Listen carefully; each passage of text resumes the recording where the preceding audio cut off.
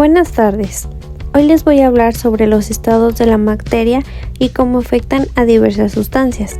En estos ejemplos encontraremos el neón, argón, el agua y el oxígeno. Para explicarlo me apoyaré en un simulador de PET que nos permitirá observar cómo se comportan estas partículas en cada fase, las cuales son sólido, líquido y gas. Para comenzar, explicaremos cómo el neón reacciona a estos estados de la materia. En el simulador, si seleccionamos el estado gaseoso, vemos que las partículas del neón están muy separadas, se mueven rápido y ocupan espacio. ¿Esto qué quiere decir? Como sabemos, el estado gaseoso no tiene forma ni volumen definidos. Las partículas están característicamente o principalmente separadas, lo cual contiene un constante movimiento, lo que permite la expansión de estas. Si enfriamos la temperatura del simulador, podemos ver que se compactan.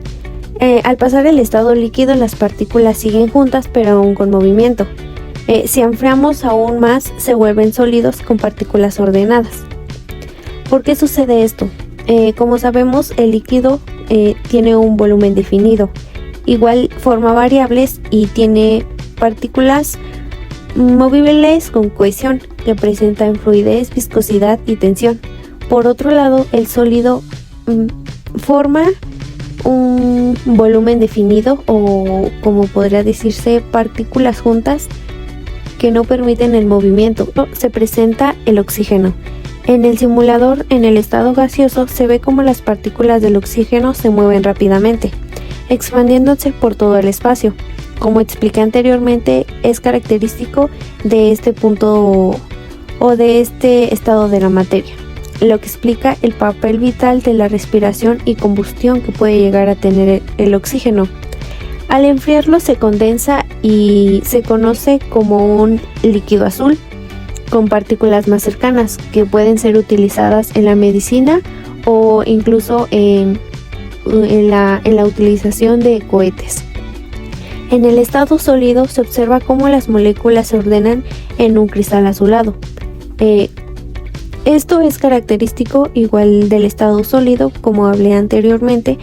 Probablemente el oxígeno y el neón tengan